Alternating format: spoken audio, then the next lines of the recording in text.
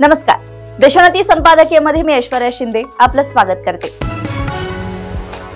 लोकसभा निवडणुकीत महाराष्ट्रात महाविकास आघाडीला खूप चांगले यश मिळाले। खरे तर इतके मोठे यश आपल्याला मिळेल असे महाविकास आघाडीच्या नेत्यांनाही वाटले नसेल। त्यावेळी तो त्यांच्यासाठी सुखद धक्का होता। लोकसभेप्रमाणेच विधानसभेचा निकालही धक्कादायक ठरला।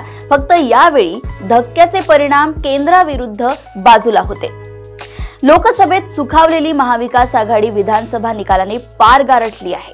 या पराभवामागे अनेक कारणे असतील, परंतु लोकसभा निवडणुकीत जमवून आणलेले मराठा मुस्लिम दलित हे समीकरण टिकवण्यात महाविकास आघाडीला यश आले नाही, हे एक मुख्य कारण म्हणावे लागेल। यावेळी हा मतांचा गठ्ठा फुटला आणि त्याचा थेट फायदा महायुतीला झाला। राज्यात मुस्लिम बहुल मानले जाणारे 38 मतदारसंघ आहेत। या मतदारसंघात मुस्लिमांचे मतदान निर्णायक ठरते, त्यामुळे या 38 पैकी बहुसंख्य जागा महाविकास आघाडीला मिळणे अपेक्षित होते, परंतु तसे झाल्याचे दिसत नाही। या 38 पैकी तब्बल 21 मतदारसंघात महायुतीला यश मिळाले।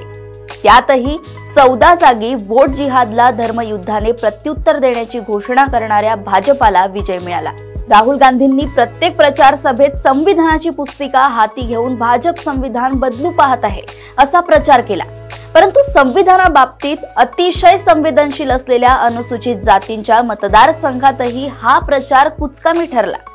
राज्यातील 29 जागा अनुसूचित जातींसाठी राखीव आहे। या 29 पैकी तब्बल 21 जागा महायुतीच्या वाट्याला आल्या।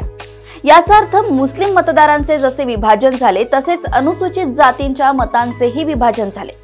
मराठा समाज तर मोठ्या प्रमाणात विभागला गेला। तसे नसते तर मराठा आंदोलनाचा प्रभाव असलेल्या मराठवाड्यात भाजपाचे तब्बल 29 उमेदवार निवडून आलेच नसते।